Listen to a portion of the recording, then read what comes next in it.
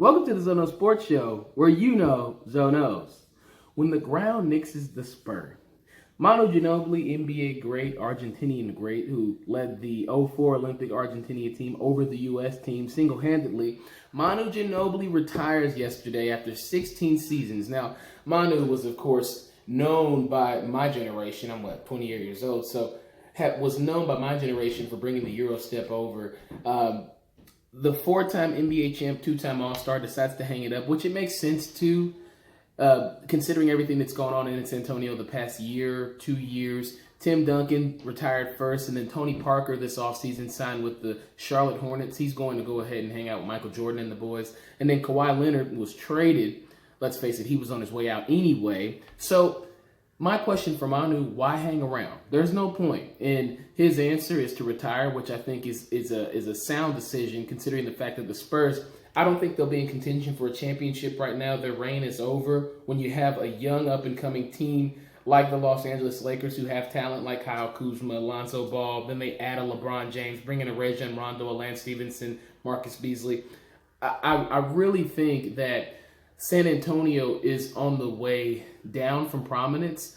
I think I look at all these old faces leave Tony Parker, Tim Duncan, Manu Ginobili, and think to myself, who's next? It's got to be Popovich, right? It has to be Popovich, because if you consider all the variables that go into the fact that his wife just passed away, he loses all these stars, and they haven't necessarily competed for a championship in a couple years, I'd say that it's just about time for the window to close on the San Antonio dynasty, a great dynasty in itself. However, with all the dominoes falling, I think Pop will be the last one to go, and I think that day is coming soon. I would not be surprised if before the NBA season, Greg Popovich chooses to not come back and coach. If he does coach, I'd say this would be his last season. I could see him in an advisory role somewhere along the lines to an NBA team, but definitely don't think he's going to be a head coach too much longer. But shout out to Manu Ginobili for the great NBA career. We enjoyed seeing you, Manu. Moving to the NFL, there's a lot of stuff that's going on right now. People talking about preseason games and how they're a waste. Why do they even play them in the first place?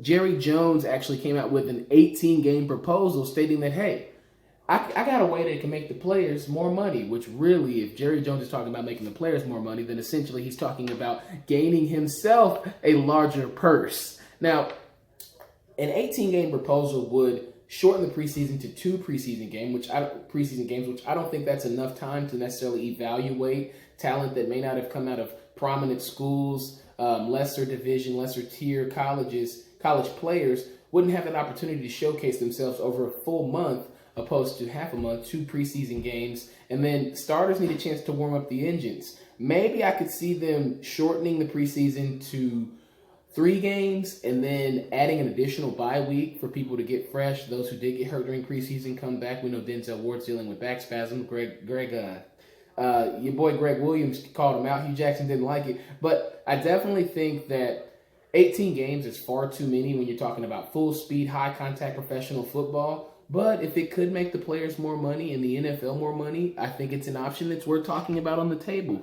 But we know Jerry's all about that bottom dollar. So who you fooling, Jerry Jones? But I will say that could be good for the NFL and good for the league, considering that preseason games, they don't get ratings. They don't make money off of it. I'm going to one Thursday night, Chiefs and Packers, to see my pack, but who's really going to be there? We're going to be watching a bunch of guys trying to get a job. And there's nothing wrong with that. People hustle, people grind. I don't mind going into the workouts, seeing what's going on, who's going to get cut, who's not. But it will be an interesting event to at least attend. In other news, Odell Beckham Jr., yes, Odell, wide receiver for the New York Giants, finally got his cheese, finally got his cheddar, that check that he's been chasing, the monetary value that he's been looking to accrue the past several months. I really think he did himself a favor by not holding out. Showing up to camp and showing up for off-season workouts was a plus for him, because it definitely let off the message to the Giants that he's here to stay, he's here to play, he wants to contribute, he wants to be paid to be a valuable contributor.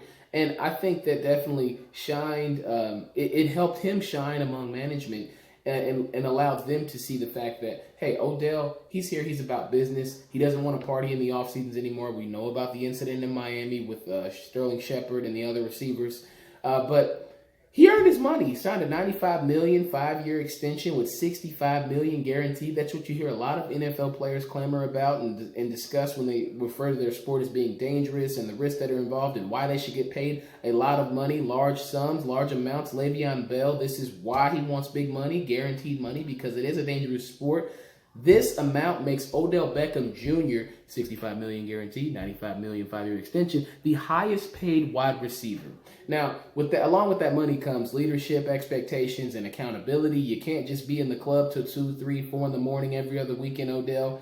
And my question is, what does this do to the value of receivers Antonio Brown and Julio Jones? Because if you ask me, Zoe knows that those two individuals are elite receivers as well. Antonio Brown, in my personal opinion, is much better than Odell Beckham Jr. And Stephen A. Smith said that also. And one thing Stephen A. said yesterday on First Take was that if this is what Odell Beckham Jr. is worth, then I know Antonio Brown's going to get paid some money because he is far better. And I do agree that he is far better. He's more dynamic. He's more explosive over the top. He can blow the top off the defense and catch deep balls. He also can run. His routes are very crisp and they're meticulous. He makes sure he gets open. It makes Big Ben's job so much easier because we know he ain't got no wheels in that pocket anymore. But Julio Jones, great receiver, great down the field threat. He's got strong hands, can go up and pluck the ball. However, he's had lower extremity issues throughout his NFL career. So maybe the Falcons are thinking about that, which is why they didn't necessarily want to pay him this year. Let's see you ball this year, Julio. Well, congrats to Odell for getting his money.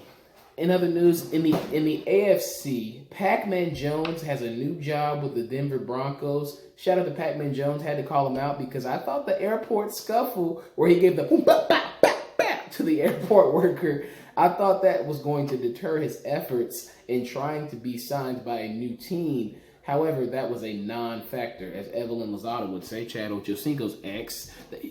That's a non-mother factor. Okay, so that's good news for Pac-Man Jones. Hopefully he can stay clean out there in Denver, not get in too much trouble. I know their laws are a little bit different out there as opposed to what you can consume as far as it pertains to adult beverages, among other recreational use. Stay out of trouble, Pac-Man Jones. Don't be that guy. But I look forward to seeing what develops in the NFL throughout this offseason because, we've got about 2 more weeks until the regular season. So I think there's a few more developments that will come out about who's starting where, who's not. Now, the opening weekend that I am concerned about, college football kickoff, can't wait for it. Week 1, we've got a lot of big games. However, I just kind of wanted to preview the college football top 10. Let's see. Number 1, Alabama. Number 2, Clemson. Number 3, Georgia. Number 4, Wisconsin. Number 5, Ohio State. Number 6, Washington. 7, Oklahoma. Number 8, Miami. Number 9, Auburn. Number 10, Penn State. Now, we all know that each year this gets shooken up. We know that where you start is not where you finish. I look at Alabama's first game, number 1, Alabama versus Louisville.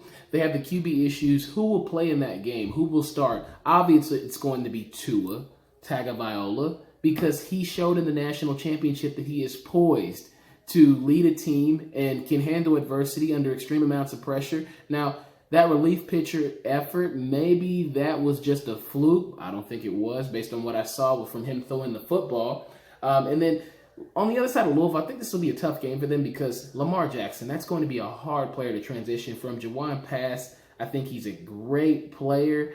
However, he ain't no Lamar Jackson. I got to see some more of him. And then Jalen Sanders, I think he'll need some help on the outside. So this game could get early ugly just because Louisville hasn't seen any type of athletes like Alabama. So this definitely could, the barn doors could be open early. Clemson, Kelly Bryant, he must rise to the occasion. He's lucky that the young freshman, Sunshine, with the long hair, did not take his position. Now, Kelly Bryant, for me, last year was a little bit spotty. He felt as though that job was his, secure, and I felt like he got a little bit too lackadaisical and laissez-faire at some points during the season. Dealt with some injuries last year, so if Clemson expects to be in the college football playoff discussion, then he has to play like Kelly Bryant, a dynamic athlete who can throw the football. Stop all the pregame dancing. It's okay to turn up a little bit. I'm not telling you don't have fun, but focus, and let's see you be consistent throughout the entire season. Georgia, Number 3, Georgia. They've got Jake Fromm looking over his shoulder to Justin Fields potentially because he saw what happened to Wesley Grayson, the quarterback that transferred back to Washington. So I look at this whole QB situation at Georgia, and Jake Fromm, yeah, he's secure in a sense because he did take his team to the national championship. But the young kid is a hometown kid, hometown hero.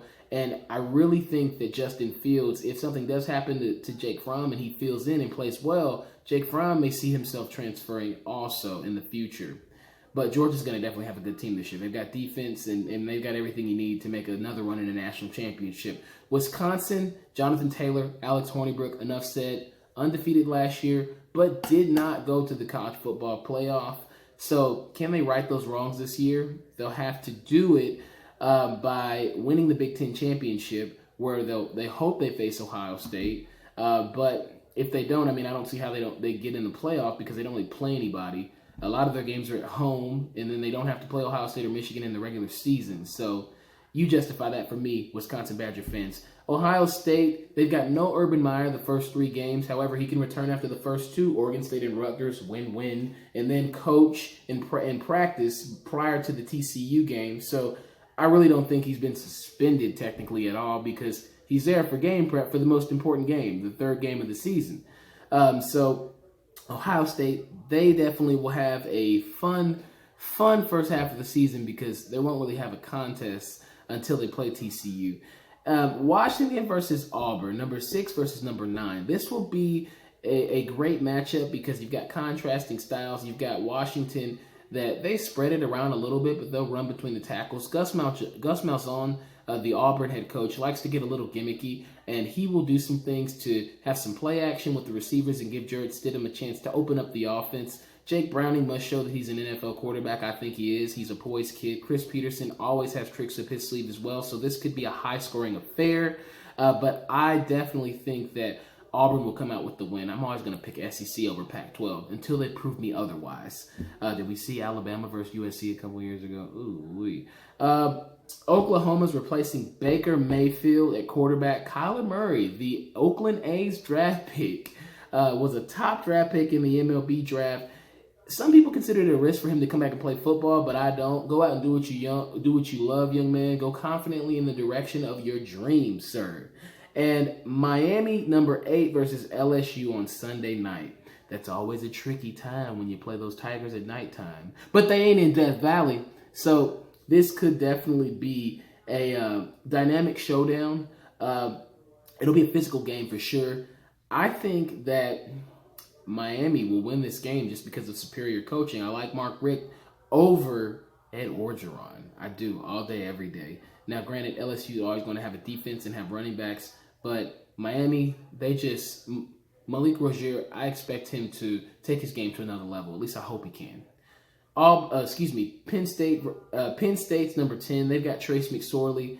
They'll be missing Gesicki, the tight end, and then also they'll be missing their stud running back, Saquon Barkley, who's going to star for the New York Giants if he can get healthy and get back on the field. He got hurt in practice. But Penn State, let's see if they can recapture the magic from last year. I think it's a little bit too much to expect of this team, especially when you lose talents like that, a star tight end and a star running back who could be a Hall of Famer if he stays healthy.